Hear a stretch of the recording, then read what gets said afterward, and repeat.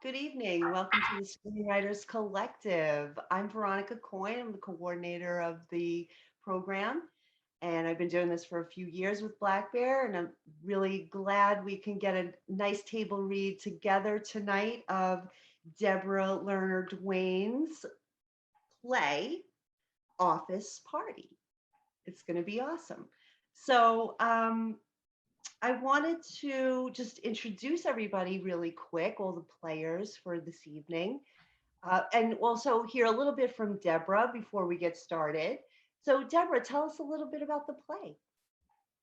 The play was originally going to be a response to a comment my adult daughter gave me when she started an MBA program and said that there were so many sexist men in the program. And I said to her, are you telling me that all the work we did in the 1970s and 80s was for nothing? And she's basically said yes. So I thought it was maybe time to write about that time and to show people what happened and then talk about how not much has changed 50, 40 something years later. Now it's getting close to 50 years later. So here we are. So that's an interesting concept. It's old, but we'll see how really relatable it is to a lot of modern times as well. All right, so we're going to get ready for the reading, and I'm just going to introduce the actors. Maybe you want to say a little something. First, the part of Rita is being played by Angela Atwood. Welcome, Angela. Hello, thank you. Thank you for having me as part of this. It's really terrific to see all these beautiful familiar faces and some new ones. I'm looking forward to getting to know Angela, you had a film at the festival this past year. It was wonderful. It was the only film I actually got to see on the main stage. And oh, Yay! I saw it with my daughter, my 18-year-old promotion. There it is. Lady Hunters. So we'll look forward to maybe you'll bring a script to us next time. Yeah, no, I've written 2 feature-length screenplays that this is a really neat thing I wanted to ask you about, Matt, later on, because this is a great thing to get to hear everything. Yeah. Makes a difference. Absolutely, yeah. Of course. It's important to hear it.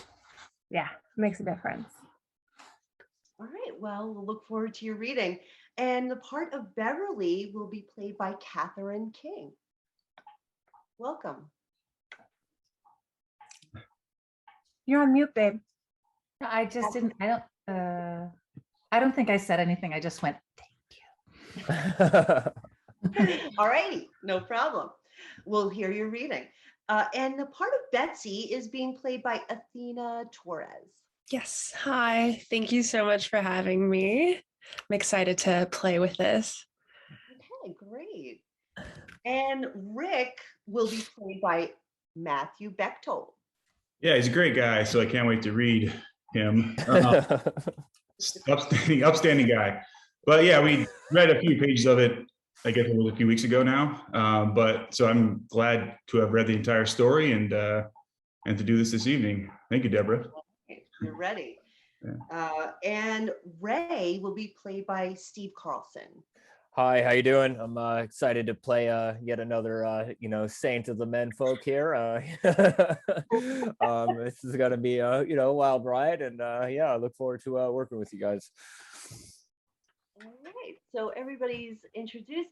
We have Chelsea here, also a member of the Screenwriters Collective and a great volunteer for Black Bear, and she's going to be giving some feedback at the end. All right, page 2. The offices of the marketing department at a large Massachusetts bank.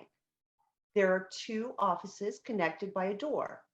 A larger outer office with 3 desks and desk chairs. 2 of the desks have typewriters and desk office paraphernalia. One has photos in frames, small souvenirs and mementos. The second desk has no personal touches, The third is completely bare. Rick is the smaller office with a desk, chair, 2 guest chairs, and facing his desk. His desk also has a typewriter, an ashtray, desk office paraphernalia of the 1970s. There's a coffee maker on a side table. Scene 1, June 1975, the beginning of the workday. Rita, mid-30s, and Beverly, mid-40s, are at their desks drinking coffee. My weekend was errands on Saturday and mass on Sunday, with Father Grigori coming over for dinner and staying way too long. One more time, please. I've already told you twice. I think you left out the good parts the second time. They're all the good parts. Specifically the part where you almost got into the wrong car because you didn't see the rose sitting on the dashboard. That wasn't the best part. It was the most romantic part. Romance. I thought you only wanted to know about the sex. I'll read Masters and Johnsons if that's all I want. Give me a man who understands romance. Romance is for losers. Real men don't need that shit. Oh, good morning, Mr. Knudsen. How was your weekend? Rita had quite the Friday night, it seems. Beverly. With the top secret boyfriend. Has she told you who he is? My lips are sealed. I haven't told you anything. You just told me every last detail, including how he wears monogrammed. You know I'm connected to every politician and newspaperman in Boston. One phone call, and I'll know more about this guy than you do. You're mad because this time I'm keeping my private life private and no weekend recaps for you ever again. Rick walks into his office and settles in at his desk, lighting a cigarette, getting organized for his day. Rita and Beverly begin working. The new girl starts today, right? The one you hired, what's her name again? Barbara Morgan, Bitsy.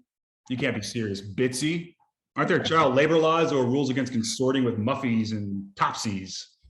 She's smart and we need her, especially after Elizabeth quit because of your unusual management style. And if you can remember, as far back as 3 weeks ago, you said you like her because she has a nice ass. Oh, yeah. Give me my coffee. Black, no sugar. I'm not your coffee girl. Oh, come on. What's the big deal? Right.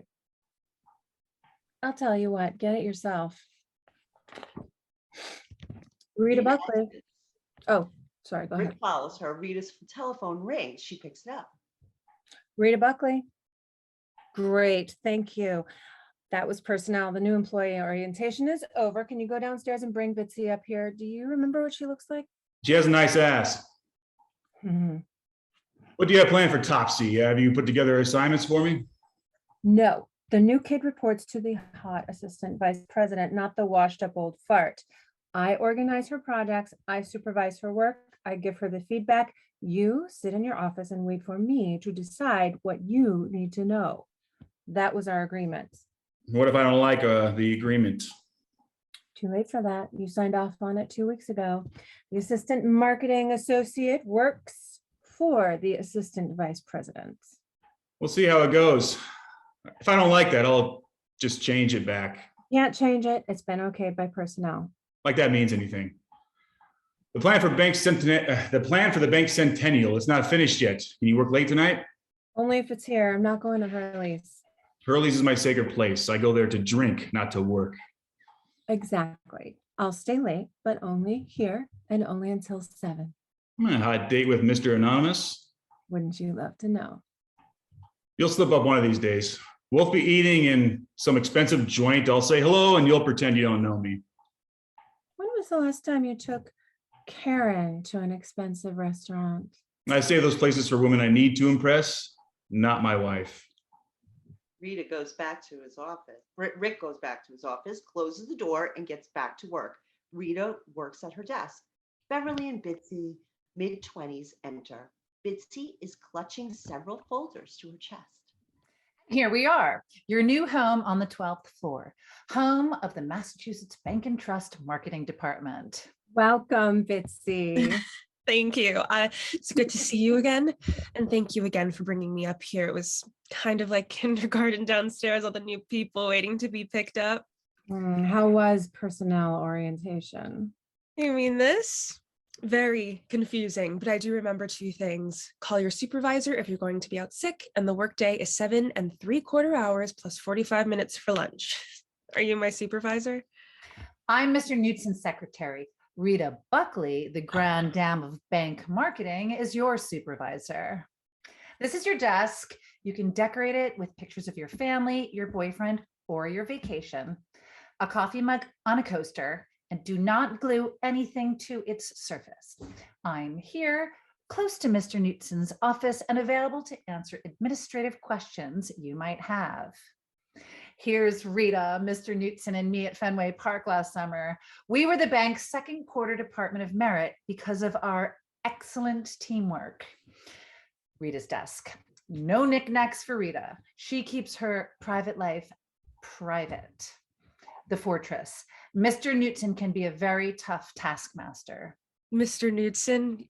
He seemed nice when I talked with him at my interview. A little gruff, maybe. Okay. The Rick you met at your interview is the Rick you'll see every day. We call him Lou Grant without the charm. Rick enters the large office. He's pleasant and affable. What's the hilarity out here? Good morning, Betsy, right? Nice to see you and welcome to my harem. It's Bitsy, and thanks. I'm so happy to be here. Never been part of a harem, then I take it. You'll learn. After these two filling your head with bad information. We're educating Miss Bitsy, so she'll be the perfect addition to our little team. Don't believe them. I'm the only one you can trust around here. You all remember that your resume said you went to Smith and you're a member of the National Organization for Women. Guilty and guilty. Great. The Mr. Coffee is on my side table and I like it black. Make sure it's ready by the time I get in each day. After a few weeks, you'll tell me what your liver pals think about you waiting on me hand and foot. What are those? Personnel propaganda? Throw them away. Company regulations don't apply here in our department. We're the bank's Wild West, where the fearless leader makes the rules and we obey them. Of course, when Sheriff McDougal shows up, all bets are off. Who's Sheriff McDougal? The butt kissers and personnel didn't tell you to genuflect when you hear his name. Finley McDougal is president of Massachusetts Bank and Trust. If you happen to see him here on the 12th floor, you must find Rick. That's right, even if I'm at the Copley Hotel in bed with Miss America. What else do you need to know? The ladies' room is down the hall. There's a vending machine next to the elevator. You can bring your lunch, but you should try to get out sometimes. It's good for your mental health. Which is what I'm doing after my 10:30 meeting. Why don't you two take our new employee to the little cafe across the street? Put it on my tab. I take you myself, but I have a previous engagement at the Copley. Rick winks at Betsy, lights a cigarette, and exits. As he leaves, he gives Bitsy's shoulder a friendly squeeze. Scene 2. 3 weeks later, Rick's office, afternoon. Bitsy is seated facing Rick's desk. He's smoking. Rita and Beverly are in the outer office working. Bitsy's desk now has a typewriter and a telephone, a file folder, Rolodex, coffee mug, and other accessories. You did a nice job on that customer account letter.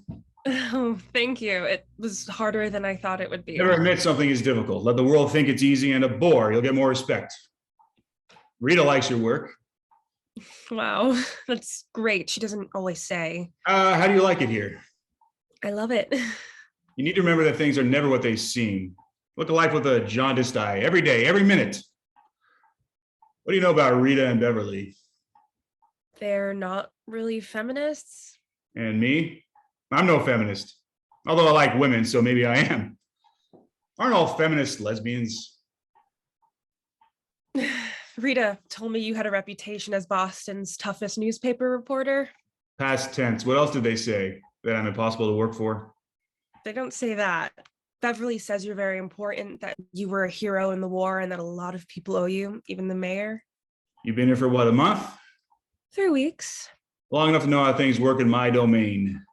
In this office, I'm the top brass. You women are in the barracks waiting for my orders. Sometimes I let Rita think she's in charge. You report to her, right? Right. Not always. There'll be times when I'll give you a direct assignment out of the chain of command, me to you. When I do that, you keep it to yourself. Bitsy's silent, unsure what to say. This is one. I keep a confidential directory of Boston's movers and shakers, the ones who owe me. I want you to expand it. I'm in the hot shots you know from your job at the museum. I know who a few important people are, if that's what you mean. You know a lot more than that. You work for the director. You chit-chatted with the big donors, those Mayflower ladies with their bombing husbands. I want them to know who we are. But they do. Everyone knows the bank. The old president was on our board. I want them to know who I am. If they know me, so McDougal. But Mr. McDougal must know who you are. I want McDougal to owe me. Who do I ask when I have questions? You come to me, and not during the day when everyone is here. But what if Rita asks me what I'm working on? Lie to her. Scene 3. A few weeks later, morning. Bitsy is at her desk typing. Beverly enters. Good morning. Hi. You have achieved the impossible, beating me in every day this week. Oh, I'm just trying to get some press lists in shape. Rita asked me.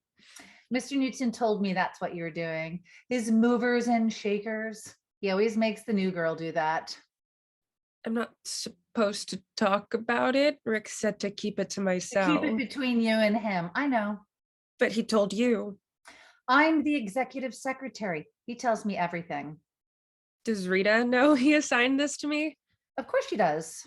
Is she mad? At Mr. Knutson. At me? Not yet. You have to let her know what you're working on, but don't let on that I told you, and don't make it look like you're being disloyal to Mr. Newton. He always finds out, and Rita will never trust you if she thinks you've betrayed a confidence.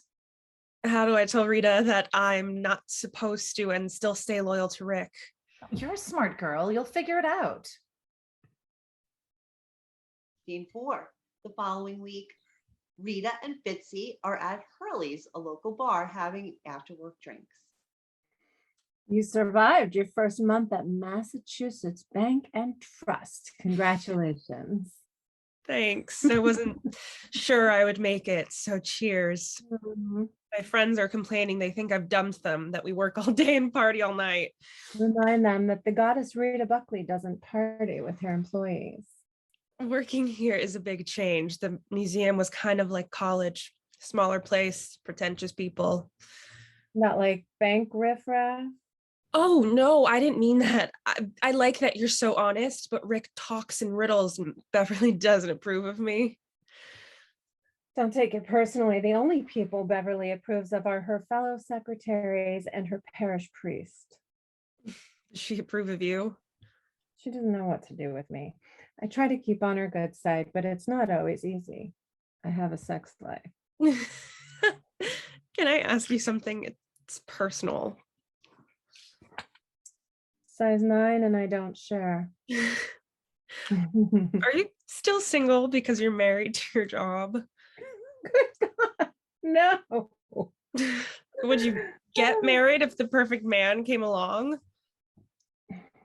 There is no perfect man. I have bigger plans, and they don't involve working for Rick Knudsen for the rest of my life. 10 years ago, I started as a typist in the personnel department. Rick got hired to do marketing a couple of years later. I convinced him to rescue me from clerical hell. He promoted me 4 times since then. It's good, right? No one moves that fast. So why would you leave? You should never be obligated to one person. He'll think he owns you. So he owns Beverly. I mean, she's been here forever and she's still only a secretary. Only? Do yourself a favor and get that feminist garbage out of your head. Look around the bank. All these middle-aged women, they're the ones married to their jobs, and they control everything that goes on here. One more thing. Don't ever let Beverly think you don't worship Rick. She has a blind spot the size of the moon for that guy. Does he know that? Of course he does, which makes him easy for her to handle. Rick is smart, but only man smart. Always make sure to stay on Beverly's good side. Didn't they teach you anything at that fancy girls' college? My women's studies classes never got to the practicalities. It was more like the theory of rage. Hold on to that anger and stick with me. I'll teach you how to be the street fighter you were born to be. You think I can be a street fighter? You will if you're going to survive. I'm ready. What's my first assignment? Never lie to me. Never, ever do that. I could never lie to my boss. That would be suicidal. Do you ever lie to Rick? Let's say sometimes I give the truth a haircut, but that's our relationship. I expect you and I will have a very different connection, straight with each other all the time, no holding back. Even my personal life? I've never actually been friends with the people I work with. No, your personal life is nobody's business. I'm talking about whatever goes on in our little universe on the 12th floor. Pay attention to Rick's moods. Know when he's been drinking. Listen to him when he spends hours reliving the World War II or glories of the Boston Globe, or won't shut up about his precious chain of command.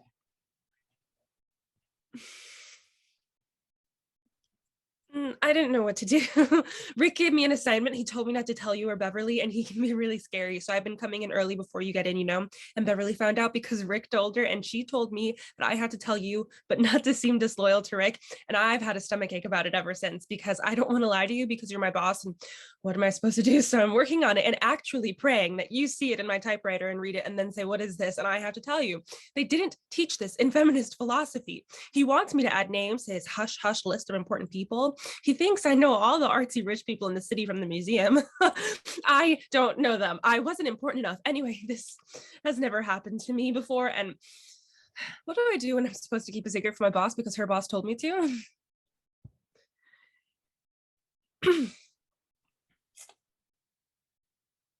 You do what Rick says. You don't tell me. But I just did. I didn't hear you.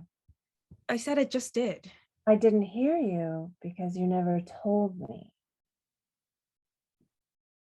I'll deal with Rick. What will you do? That's not your concern. Will I be fired? This is all different from the museum. Here's the part. No matter what Rick says or does, you let me know. Capiche? Yes. And you never let on to him. I'll be Harriet the Spy. More like Ethel Rosenberg. But Ethel Rosenberg got electrocuted. Scene 5. A few days later, early evening. Bitsy is alone in the outer office, surrounded by open telephone books, newspapers, magazines, official-looking resource books. She's reading, taking notes, and typing. After a few moments, Rick enters. He's been drinking, but it's not always obvious. Where is everyone? Rita left at 5. Beverly went to the dentist after lunch and didn't come back. Why did Rita leave so early? She didn't say. You're my eyes and ears when I'm not here, remember? She had to pick up someone at the airport. Who? I don't know. She put on makeup before she left and she couldn't stop smiling. Good work. Let me buy you a drink, scotch or a bourbon. I'm okay. Suit yourself. You know, you can't always trust Rita. She'll gouge your eyes out the first chance she gets. She's afraid of you. Nothing scares Rita. And who would ever be afraid of me? I'm like a mouse. No one notices. Mice can cause a lot of damage. They're dangerous. You know what makes Rita dangerous? She's devious. I like her. She's tough. Like this morning on the phone, that guy from accounting was giving her a hard time. He didn't want to approve paying for an outside artist to do the new brochure. She told him You don't want the brochure to look like the bank's usual crap. She kind of said that. But she's very smooth. Conniving.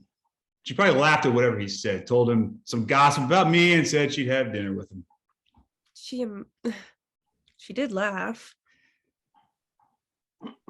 Rick walks over to Bitsy's desk and looks through the materials. What's all this?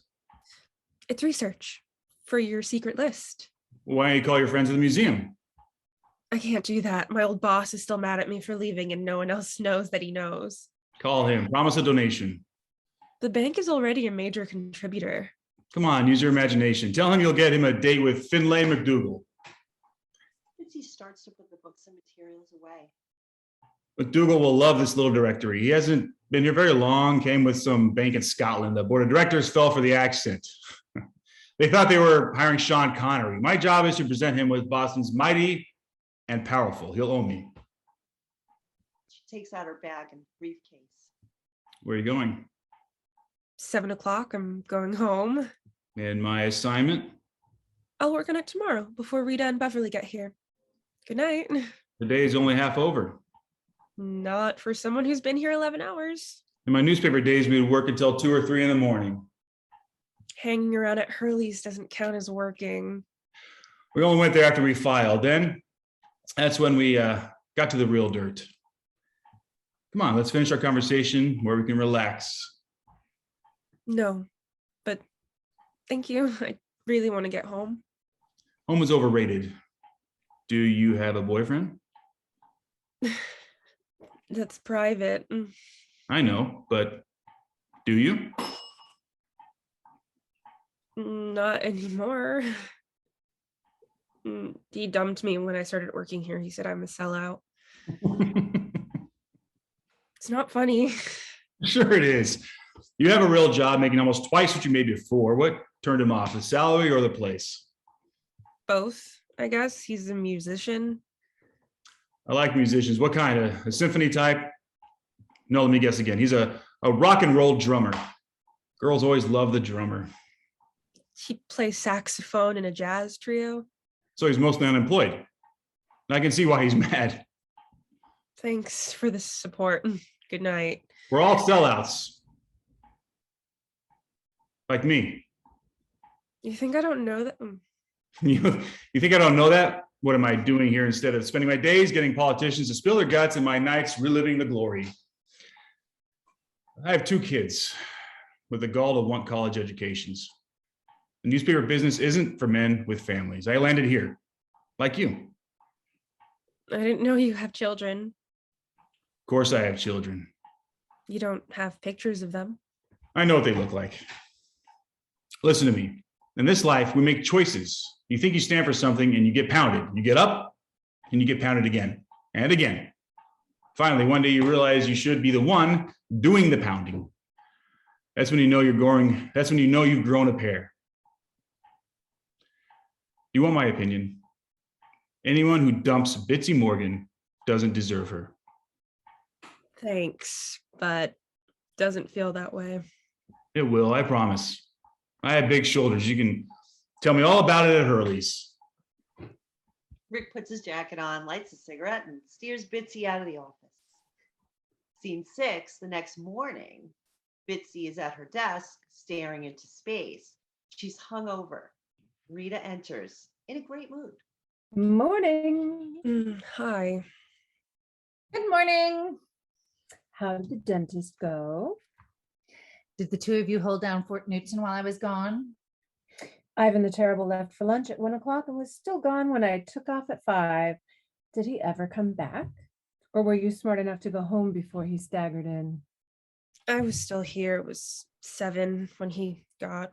Left at 1, sat down with the boys and drank until 6. I bet he almost sounded sober. How many World War II stories did you hear? He didn't tell any.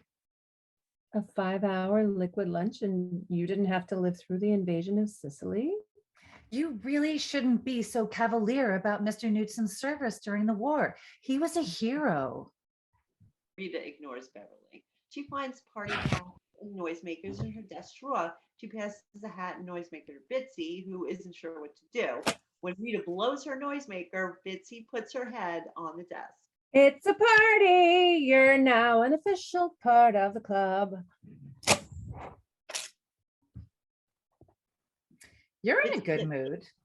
Another big night with Mr. Monogrammed Boxers. I don't tell you anything, remember?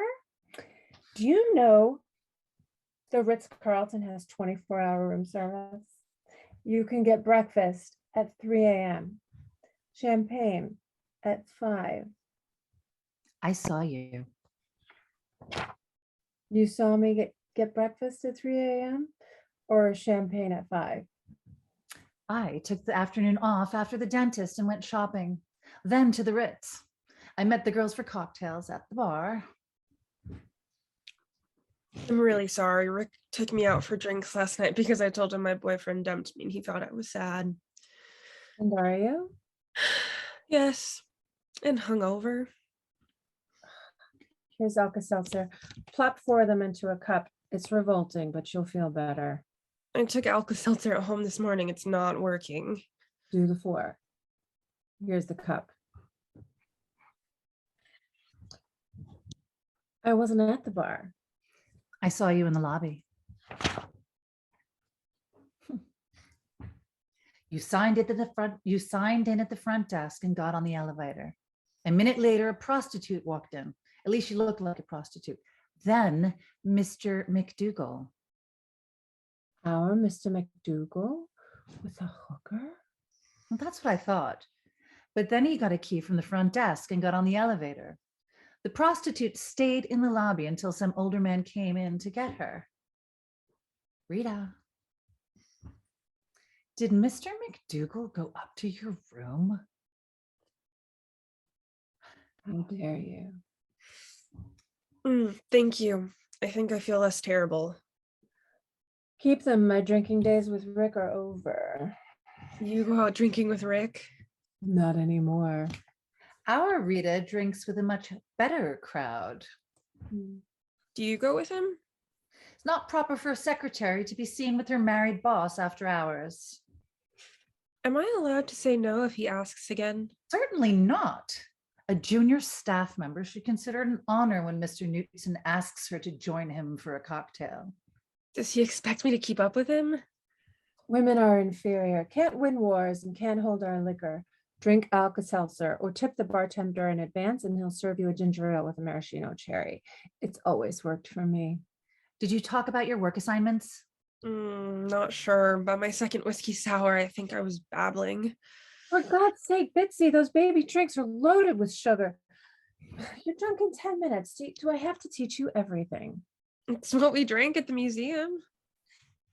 Rick enters. He's hungover and in a vile mood.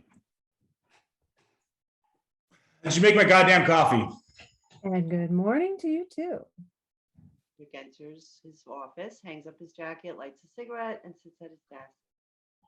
Bitsy, my coffee, damn it. I made a pot. It's right there. Rick doesn't answer, and Bitsy isn't sure what she's supposed to do. Coffee in a cup. Are you deaf or just dumb? Bitsy pours a cup of coffee for Rick and brings it to his desk. Rick drinks the coffee. After a few moments, he notices Bitsy is still standing at his desk. Get out. Dismissed. Bitsy stands there. Out of my office. I wanted to say that I appreciate you for listening last night. I mean, a lot to know. That's what you appreciate. I have a meeting at 9:30 with McDougal. Rita, get in here. Out. Bitsy exits Rick's office, and Rita picks up a folder from her desk and enters. She closes the door and sits on the chair opposite his desk. They begin to go over the contents of the folder. Why would he say those things to me? Because he's hungover. Because he can. Rick and Rita exit Rick's office. Hold down the fort, girls. An hour later, in scene 7, Rick and Rita enter the office and continue into Rick's office. Rick is clearly in a better mood. And that turns into a marketing problem. How am I supposed to make them change their dumb man minds? Sleep with them. And while we're on this subject, did I notice some chemistry between you and McDougal? He's married. Does that bother you? Here's my idea. You're going to run the Centennial. McDougal will love that, and then he'll love me. Bitsy will work with you. And Beverly will keep the project log. I don't need clerical help. It's a big deal for us, okay? I don't want you sitting here crying because you missed a deadline or forgotten invoice. When was the last time you saw me cry over something as meaningless as this place? Give this office snitch something else to do. I'm not haggling. Beverly, Bitsy, get in here. They enter. McDougal is signed off on the 100th anniversary. I'm putting Rita in charge. Bitsy, you do what Rita tells you. Make sure these two fill you in every day and the vendor and accounting details. I'll hold update meetings on Wednesday mornings. They exit. Why did you do that? I told you, I don't want Beverly on this project. Warning you, don't fuck this up. Spoken like the great manager you are. Beverly, Beverly enters Rick's office with her stenographer's pad. close the door. What have you done to piss Rita off? Excuse me? Come on, Bevs. Maybe you should stop asking me to close the door. That always makes Rita mad. She nearly ripped my balls off when I said, I want you to manage the project log. Is this another cat fight? I think you know me better than that. The only thing I need to know is what Rita is doing, everything, and keep it between us. Pay attention to her and Finlay McDougal. I smell something. Yes, you do. Some very expensive aftershave and Rita's Chanel No. 5. I was at the Ritz last night. Eleanor, Marie, and I met for cocktails. That's time today. Eleanor, Marie, and I met for cocktails at the Ritz bar. I went to the lobby payphone to call my sister. You know how she worries if I'm not home by 5:30. Just as I was getting ready to put in my dime, I saw Rita walk into the lobby. She went right up to the desk. I swear she acts like a man sometimes. She wrote a check and gave it to the desk clerk. He gave her a key. You know, they have those keys on those really big key rings.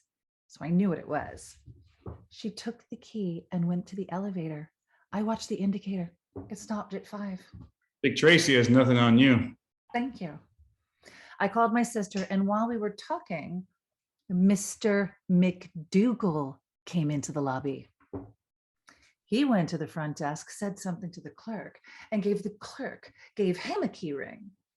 I said goodbye to my sister and hung up the phone, and I watched Mr. McDougal walk across the lobby and get into the elevator. Guess where it stopped? What would I do without you? You don't ever want to find out. Scene 8, ladies' room. A little while later, Rita is at the mirror. Beverly enters. Congratulations, Miss Bank Centennial. Thanks. You must be very pleased with yourself, although I admit I don't understand the thrill of stealing an assignment that was meant for your boss. I'll look for the numbers every day by 4. I'll take care of them. You don't have to bother. Those forms are complicated. I can handle it. You must be happy to have the chance to work with Mr. McDougal. During the day, I mean. What did Rick want? Dictation. With the door closed. You know him. You're lying. So are you.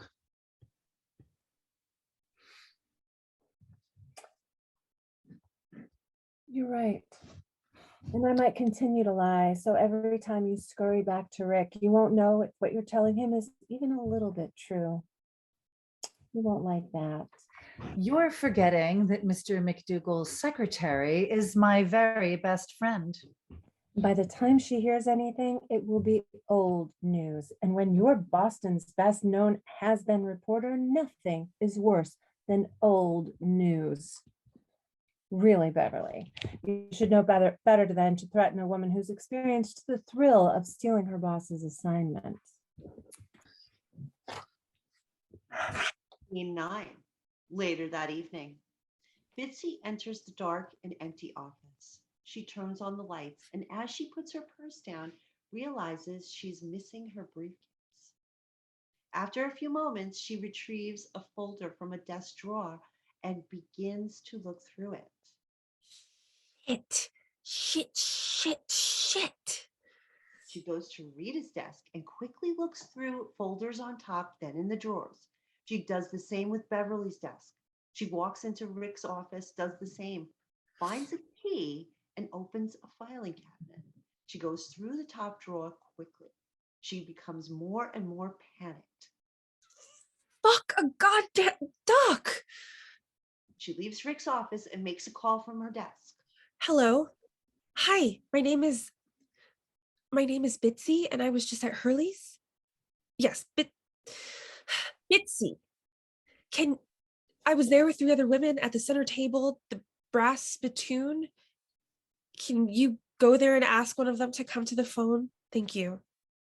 Hi, Nancy, Jackie, Gail. Oh, sorry. Okay, don't hang up, please. Can you tell me if there's a light brown leather briefcase still at the table? Thank you so much. I'm really sorry. Hi. It has a long strap. It's new. I realized that. Look, it's really important. Did you look under all the chairs? Hello? Fuck! She grabs her purse and exits, forgetting to turn off the lights. Scene 10. Next morning, Rita and Beverly are at their desks, drinking coffee, when Bitsy enters. Well, this is a surprise. Did drinks with your girlfriends go beyond bedtime last night, or did you get lucky? That's what women call it, right? He's going to kill me. Who? Rick? We've been here long enough to know Rick doesn't kill people. Torture and cripple is his specialty. No, this time he's going to torture me and then kill me. Maybe I'll just kill myself first. Use poison or something that won't make a mess. I lost it. I was up all night trying to put it together from memory. This was the best I could do. What is that? Rick's social register? That's not the social register. That thing was the size of a small telephone book. We've seen it grow every day, haven't we, Rita? Like a miracle before our eyes. It's lost. I had it in my briefcase to bring home last night to prove so I could give it to Rick this morning. I thought I left it at Hurley's and Hurleys? You said you were meeting friends. Don't you girls go to nicer bars than Hurleys? Calm down. You have a copy. You've used up 5 boxes of carbon paper in the last 2 months. You can Xerox the carbons. The carbons were in my briefcase too. Not smart. All Hurleys, they open at noon. I did last night. They didn't have it. My friends didn't see it. I went back but couldn't get to my table. Rick was sitting there with some people. You don't have any early drafts, do you? We don't know you're working on it, remember? Rick enters. Hangover. Sorry. Rick has a meeting with Mr. McDougal in 45 minutes. I am going to throw up. Hangover? Why are women such bad drinkers? Come to my office. Bitsy follows Rick. Nice group of girls last night. I like the little dark one. Does she do threesomes? Oh, before I forget, the mayor's campaign manager, Ray Catalano, he saw you at Hurley's with me a few weeks ago and then saw me talking to you and your friends last night. He wants to meet you. Hey, Ray. Rick Knutson. I left out the most important piece of the puzzle, and when we were talking about how your boss can get, the West Roxbury vote, let's get together on this week. I'll buy you lunch.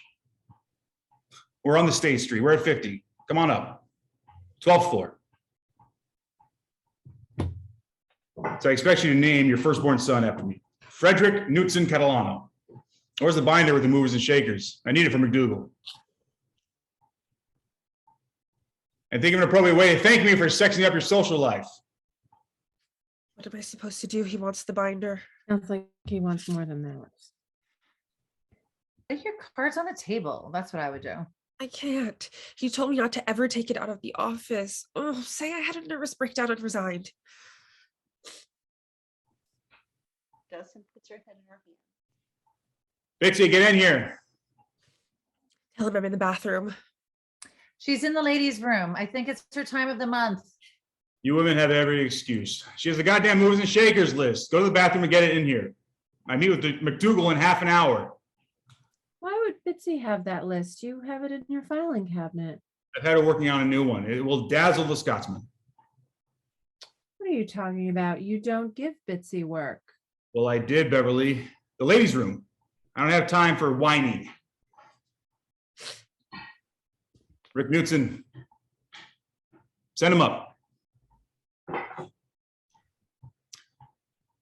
Kevin White's campaign manager. He has the hots for Bitsy. I think he's here to see her close up and in daylight. Maybe I'll bring him up for a McDougal meeting. It will set the stage for my grand presentation. And I ask again, why are you making assignments to Bitsy? Beverly and Bitsy enter the office. Bitsy walks into Rick's office as if she's walking to the gallows. Ray enters the office. He's handsome, young, confident, and carrying a light brown briefcase with a long strap. Where's my binder? Hi, Ray Catalano. Is this Rick Knutson's office? Ray, get in here. Ray enters. Bitsy sees the briefcase and squeals. Every man likes that sound. You have my briefcase. I do. Your boss found it at Hurleys last night. I told him to give it to me. I wanted an excuse to meet you in person. Hi, I'm Ray Catalano, Kevin White's campaign manager. I know who you are. Did you open it? Not a chance. Oh, sorry. Chance, you may get pissed off if someone invades what's private. Hello, I'm Rita Buckley, Bitsy's actual boss, the one who wasn't at Hurley's last night. Don't work with women, Ray. They'll gut you and serve you for dinner. Very nice to meet you. I appreciate you bringing back my briefcase. It's a present for my parents for my new job. Looks expensive. I'm sure my mom got it on sale. Thanks for taking care of it overnight. I kept it safe. Even considered bringing it to bed. I love the smell of leather, right? Yes. Thank you again. Bitsy, leave the man alone. You haven't met the new bank president, have you? Finlay McDougal from Edinburgh. I'm going up there right now. Why don't I introduce you? Kevin can always use another ally. Bitsy, where's that binder you promised me for the meeting? You've been really nice to bring this over. Wow, Bitsy, I haven't seen this case up close before. Your initials embossed in gold. I'll have the directory to you in a second. Before we go upstairs, let me tell you about McDougal. Rita, close the door on your way out. Exits the outer office. Bitsy pulls the binder out of her briefcase. She knocks on Rick's door and enters his office and hands him the binder. This is the original and only copy. I have the carbon locked up in my desk. Your desk doesn't have a lock? Let me have the carbon. The only one you can count on is yourself. I learned that lesson the first day on the job. Leave this creep and come work for me. I'm connected to real power in the city. Bullshit. This for many years, and I heard about that mess in Dorchester last week. How could you let that? I fired him. See, I even have a position all ready for you. Your meeting begins in a few minutes. Tell your CEO that Kevin and I will have lunch with him at the city hall next week. I'll have my assistant call you. Let me walk you to your desk. This looks like a dangerous neighborhood. Get Rita in here. Bitsy and Ray exit to the outer office and Rita enters Rick's office. How about dinner sometime? Hey, you owe me, right? I knew that binder was important. I almost kept it for the mayor when I saw it was that. Please don't tell Rick it was in my briefcase. It's not supposed to leave the office. So secret, that's me secret, all right? So, dinner. Let's go somewhere nice. Cafe Florian, Anthony's, top of the hub. Oh, not top of the hub. Ah, then the answer is yes. Good. I know the owner of Florian. Friday night at 7. Meet me there. He exits. You and Rita, do you give off some kind of scent that attracts these romantic young Lancelots? I'll be here bright and early Monday morning. Don't leave out a single detail. Scene 11. Monday morning. Rick and Rita are in Rick's office. Bitsy and Beverly are talking possibly about Bitsy's date with Ray.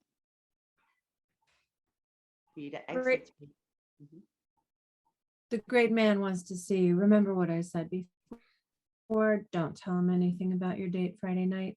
He's like your great aunt Gladys, who wants to hear all the dirty details, only he won't pretend to be horrified. McDougal called first thing. He's impressed with the movers and shakers list. Good work. How was your hot date with Ray? I hope you didn't blow it, or maybe you did. Does Mr. McDougal need more information on certain people? I have a ton of stuff I didn't include. Give me those notes. I'll dole them out, a little at a time. Keep him wanting more. Is that what you did Friday night with Catalano, or did you give him the whole? Did I tell my friends? Did I tell you my friends thought you were sexy? The ones you saw at Hurleys last week? Of course they think I'm sexy. Like those boys they usually date. I shave. Get Beverly. He exits, indicates to Beverly that Rick wants to see her, and Beverly enters. Weekends are a lot less exciting when you're our age. I spent Saturday helping Mom and Sunday at church with her and my sister. Father Gregory joined us for dinner. This is 3 Sundays in a row for that guy. Does he have a thing for you? Priests don't have a thing. He needs some home-cooked meals once in a while. And he likes my lasagna. Tell me about your weekend. How are Karen and the children? Usual. What's up with Rita and McDougal? She's being a lot more careful since I saw her. McDougal's secretary, Eleanor. What does she tell you? She hasn't said a word. I'd much rather speculate on Bitsy's date with the handsome Ray. Do you think they had sex? Of course they did. But they just met for the first time 5 days ago. I mean, they're not even friends yet. Never confuse sex with friendship. Scene 12. Hurleys a few evenings later.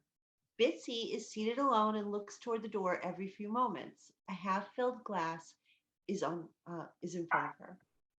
Rick enters. He picks up 2 drinks from the bar and brings them to Bitsy's table. Excuse me, young lady, is this seat taken?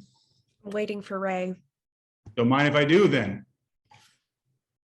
There's a campaign event in Brighton. He's not coming. He said they would be done by 8.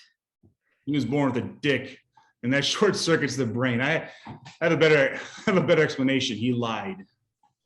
As the scene progresses, Rick gets too friendly, pulling his chair close, putting his arm around Bitsy, his hand over hers. She tries to sidestep what he's doing without seeming obvious, and doesn't want to draw attention to what he is doing by telling him to stop. You don't seem to have much luck with men. Not since I got this job. Don't take it personally. You have a nice ass.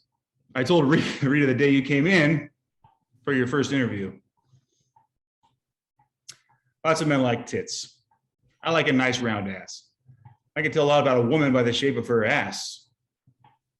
What do you like? Come on. Everyone has something that turns him on, or her. Okay, now what? Who? A movie star? One of those NBA types in the mortgage department? That hockey player your girl gets wet for? I know them all. They're animals.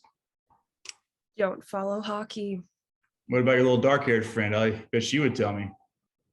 Bitsy doesn't want to have this conversation, but realizes Rick won't stop until she answers. Robert Redford, Ryan O'Neill. Pretty boys, kids. Someone older? Paul Newman. He was born the same year as me. I'm not going to wait. If you see Ray, tell him I had to leave. I have my car. I'll take you home. Would you take Newman back to your place? I guess. You can do better than Ray Catalano. Aim higher. Use him to get to the mayor, the power. That's what Rita would do. I'm happy to date Ray. The boy. A second? 1 is my limit. Since when? Since last time, I was really hungover. That's because you drink those little girl cocktails. That's what Rita said. She's a mean drunk. You didn't get mean, just silly. Silly can be sexy. You were lucky I let you go home alone. Rick goes back to the bar and comes back with 2 drinks for himself. He finishes both by the end of the scene. Do you have a roommate? Just Moved into my own place. Where's that? Oh, come on. You're probably in the phone book. It's a little studio near Fenway. Why don't you show it to me sometime? It's very small. Big enough for a bed, right? You try it with someone who knows his way around, who knows what a woman wants. You still don't share much. Are you keeping secrets? There's nothing interesting about my life. You have friends. I know you go to those Lesbo alumni get-togethers, and you kept up with that fat guy from the museum. He's come to the office a few times. I hear you talking on the phone with everyone else is gone. You're taking a painting class. Someone named Nancy is going to law school at Northwestern, and her boyfriend is quitting his job to move to Chicago with her. A few weeks ago, your sister showed up from Connecticut College. It's another place crawling with horny girls who are too smart for their own good. You listen to my conversations? Try closing the door. I don't have one. Make that your next job requirement. Do I intimidate you? Of course not. I think I do.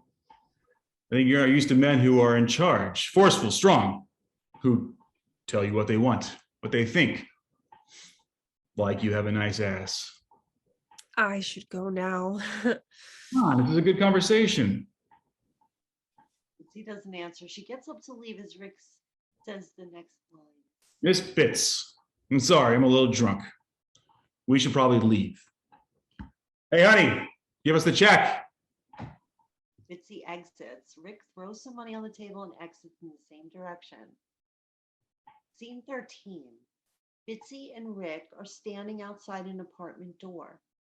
Bitsy is fishing around in her purse for her key, nervous and distressed.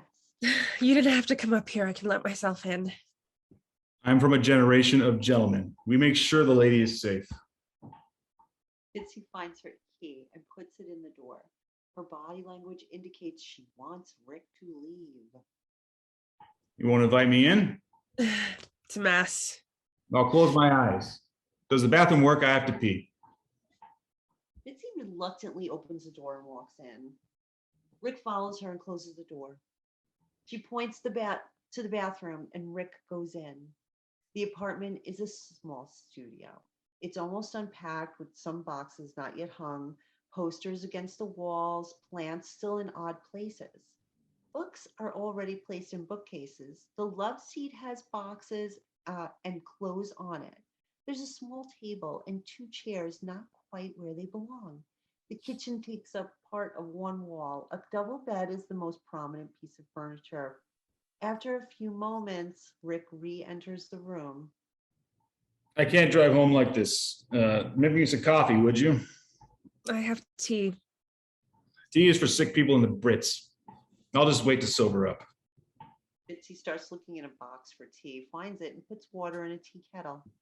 Rick wanders around looking at Bitsy's possessions, examining the posters, taking some books out of the bookcases. He sits on the edge of the bed and flips through one of them. What's this? Our bodies, ourselves. Looks like a how-to manual for dykes. It's an important book for women. A chapter on orgasms. You have to read about them. You can't just have one. You don't need this book. All you need is a man with a big gun. He moves closer. Want to see mine? Bitsy is confused and suddenly realizes that Rick is asking. What Rick is asking. He moves closer to Bitsy. His voice becomes more and more seductive. Bitsy is becoming frantic. I was 18 my first time, seduced by a beautiful Italian after Anzio, the best I'd ever had. But there's always better. Rick takes off his tie and begins to unbutton his shirt. Bitsy tries to make light of the situation. Don't remember inviting you to stay for a pajama party. No pajamas, just a party. Come here. Bitsy doesn't move. Rick walks over to her and starts to unzip her dress. This isn't a very good idea. I mean, we work together. The tea kettle begins a low whistle. It gets louder as the scene progresses. It's never a problem. Bitsy moves toward the stove and Rick stands in her way. I don't drink tea. Rick finishes unzipping Bitsy's dress. She tries to move away. He stops her. The dress falls to the floor. She steps out of it, picks it up, folds it carefully, and puts it on the love seat. Bitsy is silent, unable and unwilling to protest. Rick takes off his shirt and pants. He leads Bitsy to the bed. When Bitsy doesn't sit or lie on the bed, Rick sits down and pulls her onto his lap. He kisses and fondles her, then lays her down on the bed where he carefully begins to take off the rest of what she's wearing. The stage lights dim as the tea kettle's whistle becomes a shriek. Scene 14. Next morning, Bitsy's apartment. Bitsy is sitting up in bed, staring into space. Her telephone rings. Hello? Ray? Hi. What time is it anyway? No, I was awake. What? Yeah, where are you? It's not my favorite. Never mind. Come on up. Bitsy hangs up the phone, gets out of bed. She puts on her bathrobe, goes into the bathroom to brush her teeth and her hair. The buzzer rings in her apartment. She buzzes Ray in. Ray knocks on the apartment door.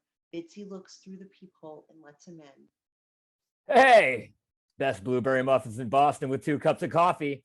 You take yours with sugar and cream, right? I don't drink coffee. I knew that. Did I know that? Hey, look, I'm really sorry about last night. I don't do that, stand girls up, especially hot, smart girls, women. The mayor got going with an anti-busing group, trotted them out of their underpants, but it took a lot of work. We didn't get back to City Hall until after 11. I hope you didn't wait too long at Hurleys. Did Eddie get to you, manager? After I called there. Do you know how hard it is to find a payphone at Brighton Nights in Columbus Hall? Eddie never found me. I left a little after 9. Really sorry, Bits. I hope no one tried to pick you up. I want to keep you for myself. I told Kevin I'm not coming in this morning. Can you take the morning off? Call Rick, tell him you're not feeling him. No one's there yet. I'll call later. Ray begins to untie Bitsy's robe. Stop. Sorry, I'm still half asleep. Ray takes off his suit jacket, tie, and shoes, and Bitsy ties her bathrobe tighter and moves away from Ray. He takes off the rest of his clothes over the next few lines. I'm sorry. I ate something when I got back last night and it made me sick. The curse of living alone. Food goes bad very fast. Never a curse for someone like you. He tries untying the robe. Ray, no, stop. Stop like that old Bill Cosby routine about women. Come here. Go away. So come here. I think I'll go to work after all. Thanks for the muffins. What are you doing? Getting ready for work. So put on your shirt and tie, gather your shoes, and skedaddle. I can't get into the shower until you leave. It's a rule I have. Ray goes into the bathroom. He comes out wrapped in a towel. Bitsy stands where she is, holding Ray's clothes. What kind of bullshit is this? I had a bad night last night. Let me make it better. You can't. The Ray kind of love machine can fix anything. Not this. Please just go. Cock teaser. I'm not. And what do you call it? Last time you were all over me. You couldn't get me into bed fast enough. I guess I did get picked up. I tried to lose the guy, but he insisted on taking me home. And? I tried to get him out. He wouldn't leave. I made tea to sober him up. You don't try to get a drunk guy out of your apartment by making him tea. Did you serve it on your best china? Ray. What else did you what else did you do to convince him to get out? You didn't get out. You stayed. Did he sober up after his tea? Did he say, thanks, Bitsy, I can drive home now? Or did he let you sleep it off? Did you let him sleep it off? I know how this works. No, you don't. Can I lie down? On the bed. Look, I swear, just 15 minutes and I'll be out of your hair. Then he lies down, but he takes off his jacket because he doesn't want it wrinkled in his shoes, and he has manners, and it's late and you've had a few. So you lie down next to him, but not too close. You don't want it to be too obvious. And then you see this big old heart all right through his Brooks Brothers suit. What the hell you think? I'm high and I'm horny, so you let him stay and fuck him. I didn't fuck him. Did you blow him? You never think a blowjob isn't sex, and you certainly didn't want to have a waste of boner like that, did you? He wouldn't leave. Well, that's weird. 2 minutes ago, I tried not leaving, and look at me now. Even my shoes. Don't give me this shit, Betsy. You wanted it last night. Whoever this dick is, you wanted it. Just like me with last Friday night. He forced me. How stupid do I look? No one forces a woman to have sex when she doesn't want it, right? You encouraged this guy. You whipped him up. Did you give him a little peek like this? He pulls open Bitsy's robe. Ray. You wanted it, and whatever you said it loud and clear. I told you I didn't want it. Right. He made you. He threatened you. He said he'd kill you. Guys you met at Hurleys do that all the time. You wanted it, and you got it. Play your games with someone else. Ray leaves Bitsy's apartment. Bitsy starts to cry, picks up the phone, and dials a number. Hi, Rita. It's Bitsy. I can't. Can you come to my apartment, please? Scene 15. A short time later, Rita and Bitsy are sitting at the table in Bitsy's apartment drinking tea. Bitsy is still in her bathrobe, miserable and trying not to cry.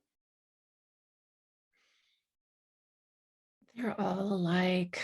They want what they want, and they make it our problem when we don't. God, I thought Ray would break the mold, not be the kind of guy who shows up on a Thursday morning and tells you to call in sick so he can.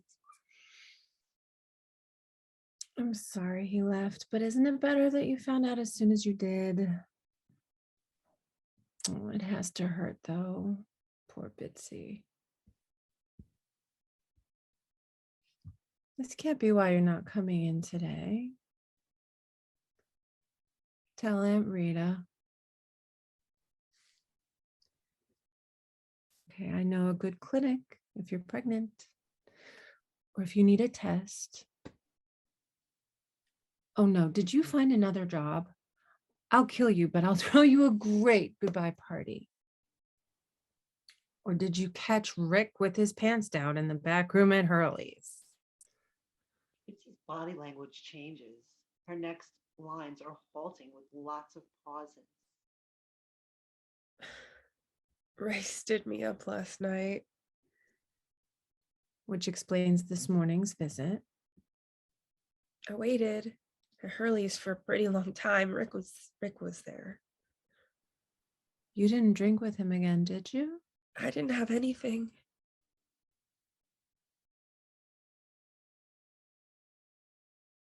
What happened last night? I let him drive me home. He came up here. He had to pee. That's why God made tree trunks. He wouldn't leave. I couldn't get him out. What am I supposed to say to someone who's my boss and as old as my father? You say, "You're drunk, Rick. Get out." I thought that if I was just quiet, he would stop. He would know I didn't want to, you know? He didn't stop until he was done. And then he fell asleep on top of me. I was afraid if I made any sound, he would wake up and do it again. Finally, he rolled over, stayed there on the bed next to him for a really long time. Then I crawled to the bathroom. When I came out, he was putting on his clothes. He said, "You're allowed to move when you make love. Next time, I'll show you how." And he left. Can you send someone to bring me my mug and pictures here? Scene 16. An hour later. The office. Beverly is at her desk. Rick is on the phone in his office. Rita storms in and enters Rick's office. You filthy son of a bitch. I'll call you back. What the hell? She quit. I told you, stay away this time. Keep your dirty hands off the staff. My staff. She was working for me. You fucking pig. What are you talking about? She's supposed to give 2 weeks notice. You raped her. Crazy. I could kill you. Someone should have killed you a long time ago. No one would miss you. Shut the door. Why bother? Get back to work. You made her do it. That's rape. Rape? Have you lost your mind? What do you call it then? You worm your way into her apartment. She invited me in. I didn't jump out of an alley or hold a knife to her throat. She opened the door and let me in. We had sex and it wasn't even good. You forced her. You were drunk. You're always drunk. Did you just pull down her panties or did you make her take off her own clothes? A girl who wants it takes off her clothes by herself. You raped her. You cunts will call anything rape if it doesn't come with flowers. She was drunk too. Bitsy doesn't drink when she's with you. What the hell do you know? You pulled it out and stuck it in. She didn't want it or you. She black and blue. Look at me. You see scratches on my face? Maybe on my back? Because she loved it. You're sick. Oh, now it's sick. You used to call it inventive. Because I didn't know any better. What's inventive about? Enough of me. That's a lie. I was married when you unzipped your pants. Everything. And once you got a taste, you waved goodbye to that poor schmuck. That's not how it happened. Those tutorials didn't end in the bedroom. You realize how much I could do for you. How long did it take you to figure out what your great success in this 2-bit bank is because of me? Don't you dare. I made you who you are. I created you. The grand dame of marketing, my ass. You're a lightweight, Rita. I've been carrying you for years. All you had to do is master the perfect blowjob, which I'll admit you've done. Rita Maybe one. slaps Rick. Could you say your line, Matt? Maybe one for old time's sake.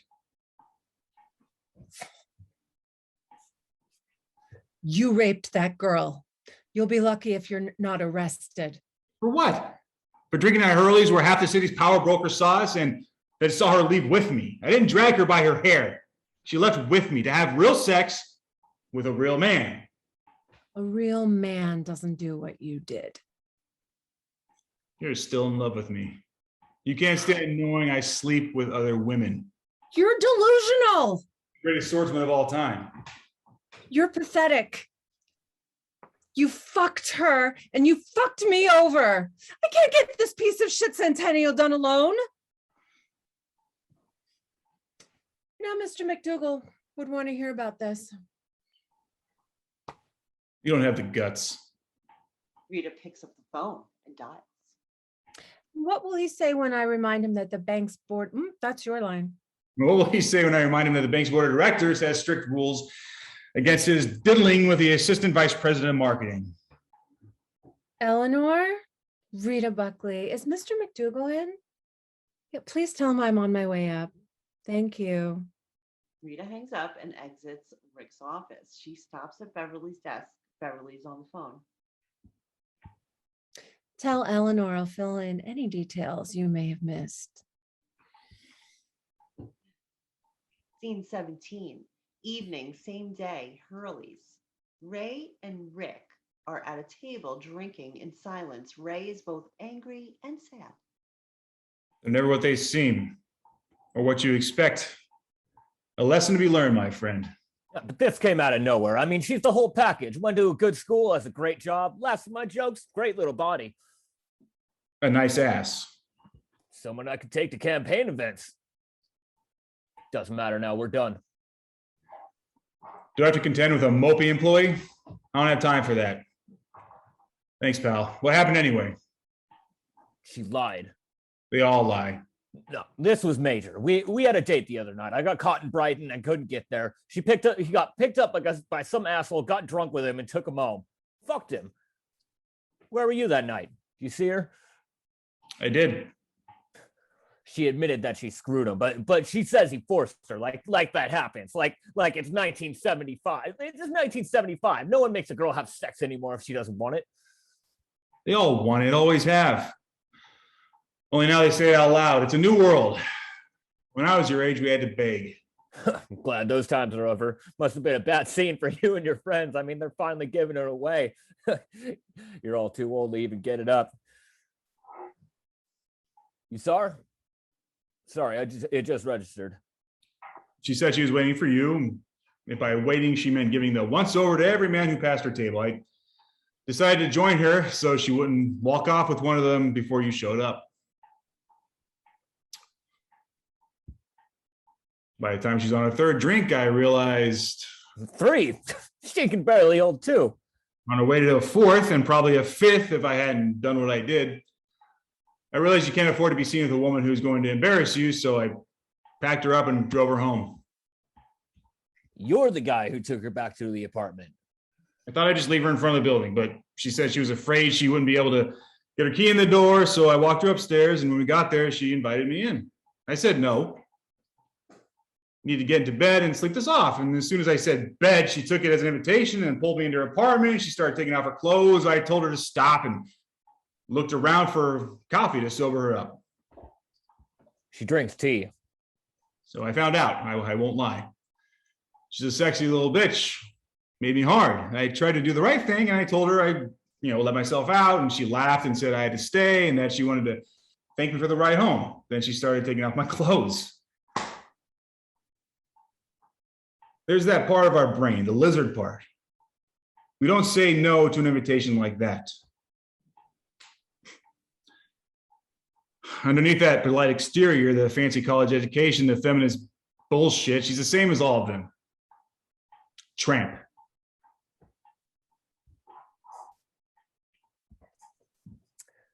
Kevin told me you were trouble.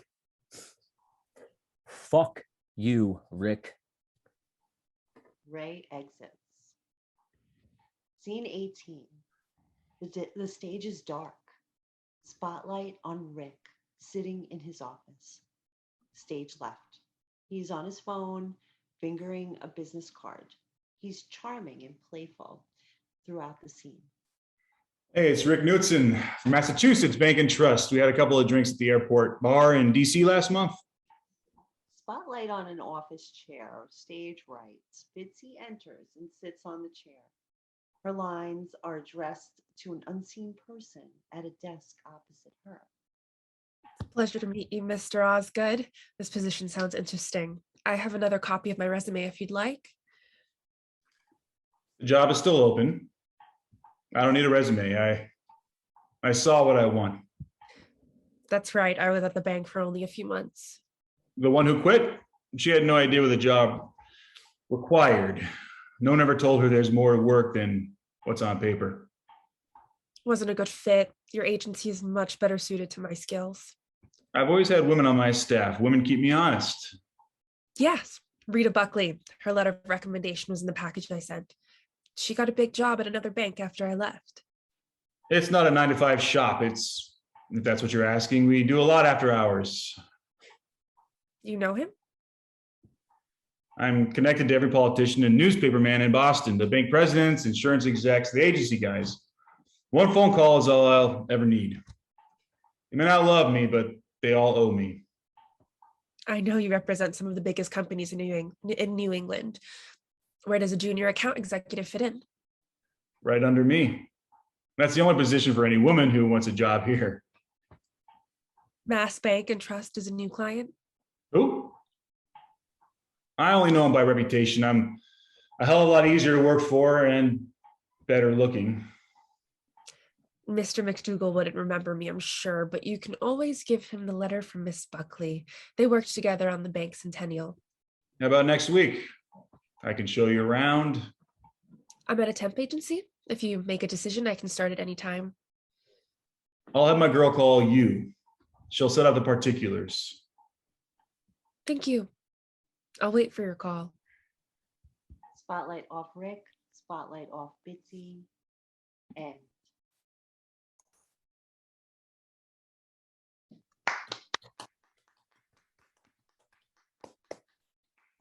love the way that last scene was just, she's talking to somebody else and he's talking to somebody else. It's really amazing. Oof. Nice work, Deborah. Yeah. Congratulations.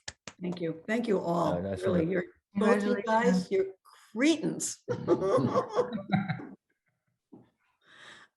No, really, really powerful. You're like, yeah, the last scene. Yeah, it's really nice how it plays out in the end. I mean, it was not fun reading some of that stuff. It shocks me how I'm like laughing at it. But I don't know. I think it's really well done. It's just kind of intriguing to me how I'm like kind of laughing, not towards the end, but more in the beginning. And I wouldn't want to be talked to like that. Like, I don't know, I think you really had some tricky territory here, Deborah. Yeah, and Athena, you were properly just completely undone by parts of it, standing up for yourself for parts of it, and yes, so I really appreciate it. And Angela, you really got Rita, and Katherine, Thank you. you must have worked with Beverly's in the past who had, that this was their lives. And Steve, no one's going to date you. Yeah. Yeah, I can imagine. I think it was really well cast, Did you guys each like read the script or look at the script and decide which part you were going to play, or was that you, Matt? I just picked it, yeah. Because I know them. I know them. So, we were all worked on the Lamprey Wilson project and stuff. And I've known Angela for a while, so from Esper and stuff. And so just kind of winged it. That was excellent. You all did such a fabulous job. It was a good wing. And yes, and Matthew, you really are charming and terrible. Tell me, were there parts that seemed to that were draggy in the middle, towards the beginning? Just, was there too much?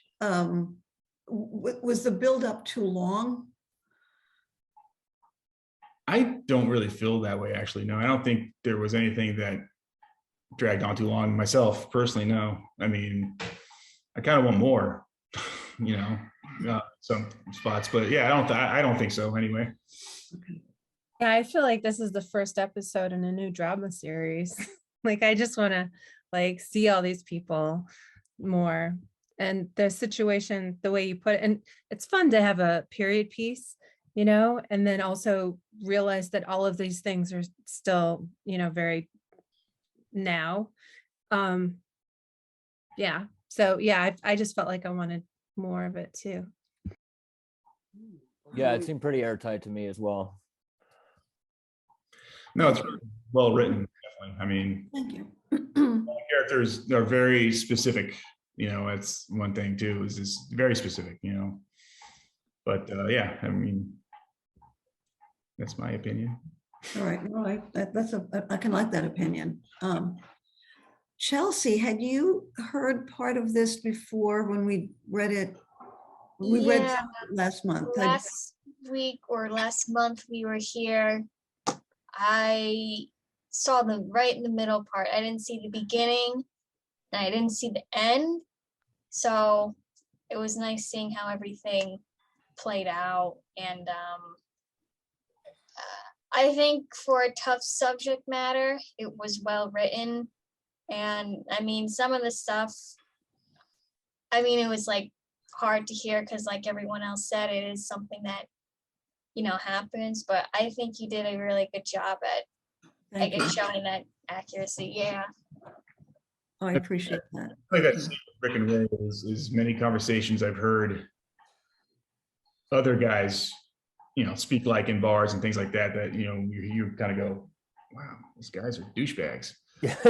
Oh yeah, totally. Yeah, I was wondering from a man's perspective, I know you guys aren't like this, but are there guys like this? Oh yeah. Oh yeah.